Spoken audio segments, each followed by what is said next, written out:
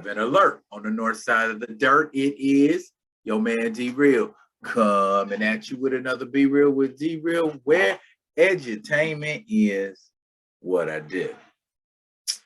Okay. Marvel is going to be at San Diego Comic-Con again this year. Hooray! I guess my focus is more on this this virtual press conference that they had for Thor: Love and Thunder. I think it was Friday, I want to say.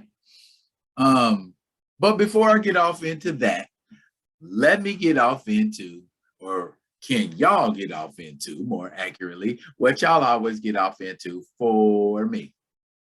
Comment, like, subscribe, and share to the Be Real with D-Real page so that when new alerts come out, you get them. If you digging what a brother's shoveling, put some dirt in my bucket. Comment, like, subscribe, and share the Be Real with D-Real page.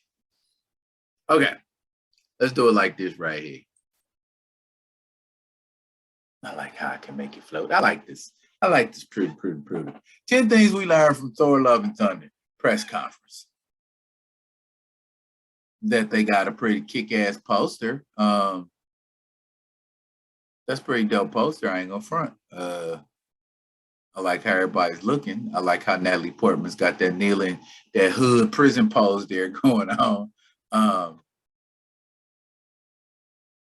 they just talk a little bit about, you know, what to expect from Thor: Love and Thunder. All right. And now I've looked at 3 or 4 different articles. Okay. I wanted to pay particular attention to what Feige said, but what Feige said wasn't in the body of the article so much as it was in the Q&A. Audiences respond to Chris Hemsworth, and I think they respond to everything he can do. And he's not even an iconic actor. Taika certainly brought another dimension that was always there within Chris. There were moments, even going back to EPK interviews between the two of them on our New Mexico set, where I was like, is he trying to be funny? He is being funny, and he's hilarious. I saw a clip from Avengers: Age of Ultron the other day where he's trying to make a Mark Ruffalo feel better about smashing a bunch of people, and it's so funny. There is this expert timing. Taika was like, what are you guys doing with him? He's just holding a hammer up and there's lightning. Let's do that and tap into everything Chris can do. For so long, we said, well, he's a Norse god. How do we make him relatable? And spend so much time making sure that the audience connected with them, that they are so with them now that we could go to a part 4. All right. Let me stop right there. First, what I really want to get at is this. This statement comes courtesy of E-Man at E-Man's Reviews. Shout out to E-Man. How's the fight going, brother? He said in a tweet, he said, Kevin Feige was asked about the future of Thor beyond this movie.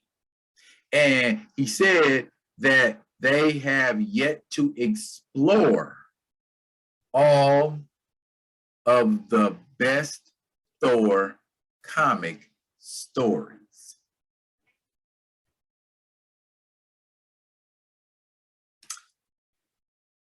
Okay. So here we are on a 4th Thor movie, and you have yet to explore all the stories. So basically what you're saying is the tall blonde-haired guy with all the muscles and all the ladies love gets a 4th, 5th, and 6th movie, whereas we ain't even going to try to tell the story arc of one T'Challa. E-Man ain't gonna say it, so I'ma ask, what that sound like to you? Oh, we can dig, delve, and explore on characters because they got rich stories. I'm not arguing that.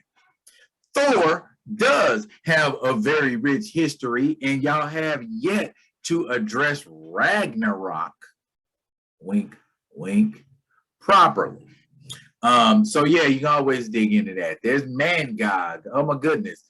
If you wanted to, you could get saucy with a Mephisto storyline. If you wanted to, you could go into the Norn Stones. You could go into that saga. You could go into Trial of the Gods. We haven't even seen the Midgard Serpent. So yeah, there are tons of stories that you could explore with Thor. Isn't that true of every character you guys have control of the IP over? Or somewhat a bit of control over it, at least the cinematic destiny of it.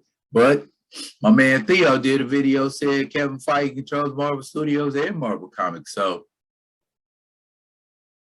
yikes. I guess what the gist of this is, and there ain't no reason for me to beat around the bush. If y'all talking about developing and growing and fortifying character stories,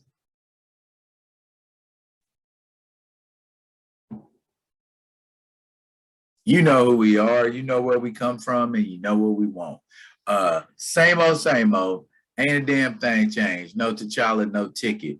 And since you're going to be at San Diego Comic-Con this year, get ready to answer all T'Challa related questions. And yet know that's going viral. So I hope you have concocted something that makes sense to say when asked about anything T'Challa related or recast T'Challa related or just bringing T'Challa back to the doggone screen. Feige, if you contemplating delving deep into the rich history of Thor, I would urge you to also consider delving into the deep and rich history of T'Challa, because he does have one. He's got super villains. He's got super villains that can very easily be molded into a rogues gallery. Panther's Rage alone has like 7 or 8 good villains that you could incorporate into a rogues gallery besides Killmonger. And then after Panther's Rage, you had Solomon Prey, you had Wind Eagle, you had the Soul Strangler. Of course, there's always Claw, who's perennial. Wait, you can't do that cinematically because you killed him off. So you'll have to use a variant. T'Challa, oh, the supremacists, forgot all about those guys. T'Challa, Achibe, woo! And of course, Mephisto. T'Challa has a rogues gallery. We just don't call it a rogues gallery. We don't put it together in a rogues gallery form. There are rich stories. I did a video about T'Challa talking about and the name of it was called "There's Still a Lot of Meat on That Bone" as far as telling a story. But I think I've said enough.